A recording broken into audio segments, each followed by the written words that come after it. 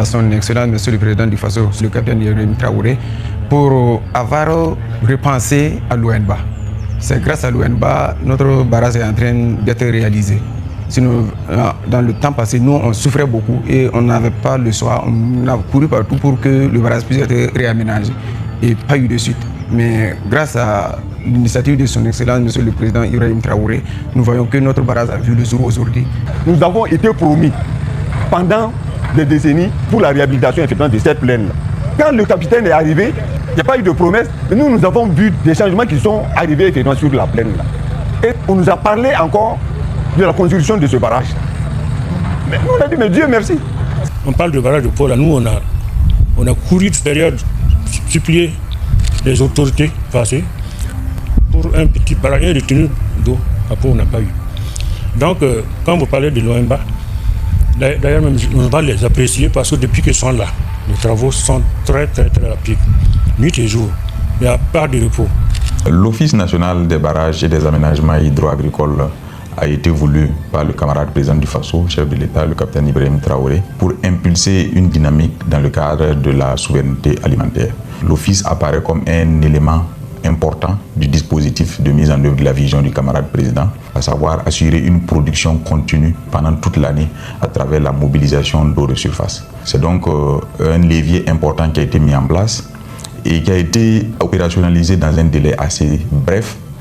Cet office apparaît comme un moteur important pour le ministère en charge de l'agriculture, des ressources animales et halieutiques, à savoir qu'elle accroît la capacité de ce département à mobiliser l'eau de surface en vue de renforcer les productions agro-pastorales et halieutiques, mais également d'assurer l'approvisionnement en eau potable.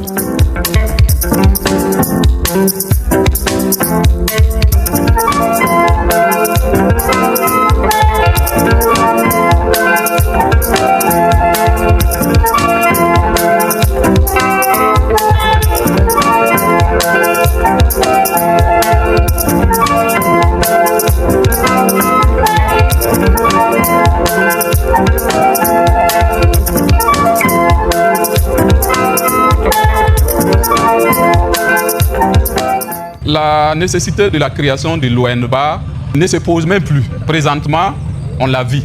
Comme exemple, depuis la création de l'ONBA, nous avons commencé à travailler réellement sur le terrain, ça ne vaut pas une année.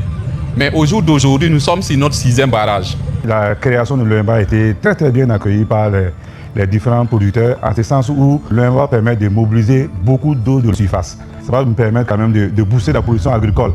Si nous prenons le cas du barrage de Diara-Dourik en construction ici, ça va permettre de dominer toute la plaine qui fait déjà plus de 1200 hectares. Le besoin de l'eau est devenu une nécessité. D'où donc ce barrage qui est construit par l'appui de l'ONBA pour nous aider à avoir l'eau en quantité suffisante sur la plaine. Nous sommes dans une dynamique de révolution progressive populaire où il faut aller quand même vite. Donc en matière de production agricole, tant qu'il n'y a pas l'eau, c'est difficile. Pour ce cas précis, nous sommes venus en assistance à l'entreprise qui était chargée de réaliser les travaux du barrage de Diara-Dourik. Le délai de réalisation de cet ouvrage était prévu pour 7 mois à compter à partir du mois d'avril 2025. Mais au jour d'aujourd'hui, tout le monde est unanime que sur le terrain, on ne pourra pas respecter ces délais sans un appui d'une autre société quelconque. Donc c'est dans cette optique que notre ministère de tutelle nous a instruit de se déployer sur le terrain pour donner un coup de main à l'entreprise. Pour accélérer le rythme des travaux sur le terrain, nous avons décidé de mettre en place une équipe qui va travailler la journée et une équipe qui va travailler la nuit. Donc pour ce faire sur le champ, même dans notre planning, nous avons d'ores et déjà installé les lampadaires en rive côté amont et côté aval de l'axe de la digue pour pouvoir mener à bien nos travaux de jour comme de nuit. Comme notre DG aime le dire, nous, c'est le délai qui nous poursuit. Nous, on ne poursuit pas le délai. Et c'est dans cette optique-là, nous, on essaie d'avancer jour et nuit. De lundi au dimanche, on est dedans. Donc, on essaie de faire ce qu'il y a pour pouvoir livrer le 10 barrages à qui des droits à temps.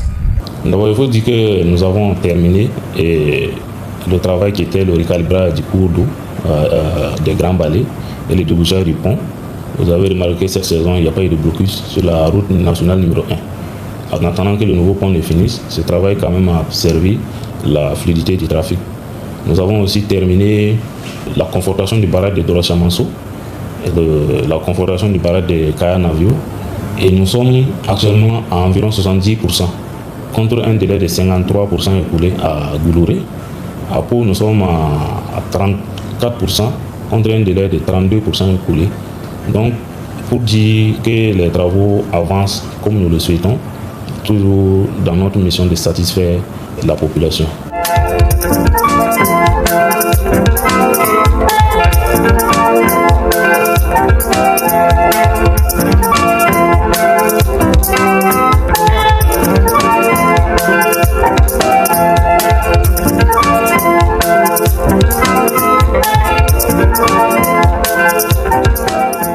Aujourd'hui, nous pensons que nos jeunes vont travailler, nos femmes vont travailler.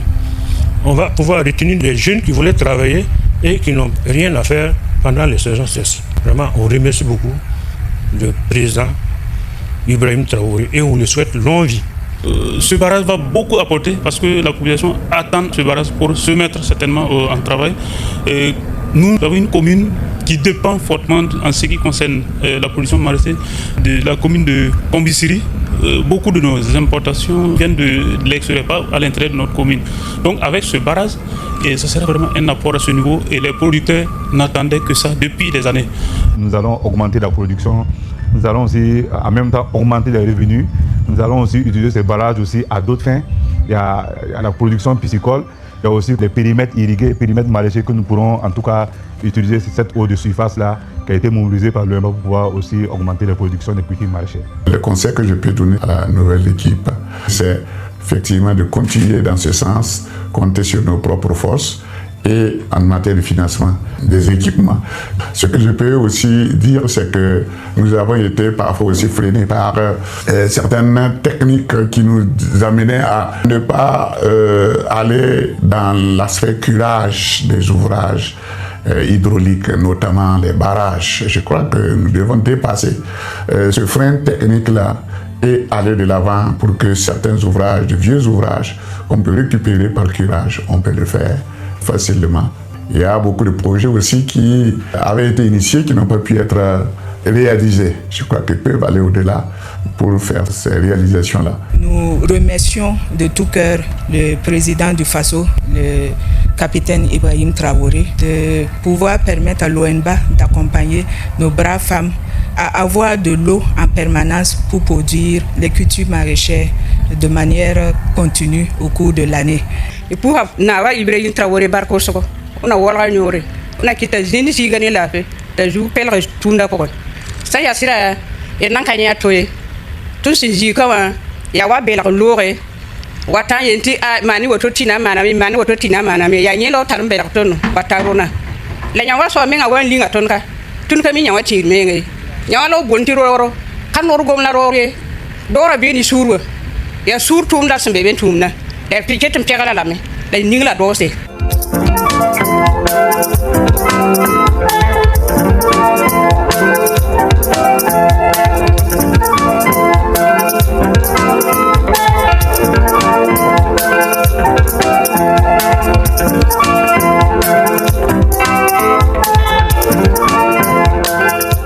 Nous avons lancé il y a de cela environ un mois une vaste campagne de curage de barrages sur l'étendue de notre territoire.